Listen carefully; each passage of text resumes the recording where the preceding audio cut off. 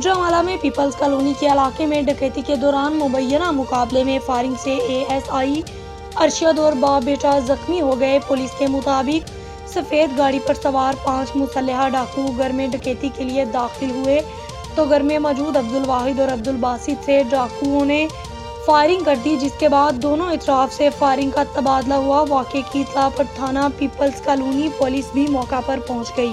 डाकुओं ने police party पर भी फायरिंग कर दी, जिससे पुलिस एहलकारों और डाकुओं में भी फायरिंग का तबादला हुआ, जिससे पुलिस एएसआई अरशद समेत अब्दुल वाहिद और इसका बेटा अब्दुल बासित जख्मी हो गए, जिनको तिब्बी इमदाद के लिए अस्पताल मुंतकिल कर दिया गया, जबकि डाकू अपनी गाड़ी छोड़कर मौका से फरार हो गए।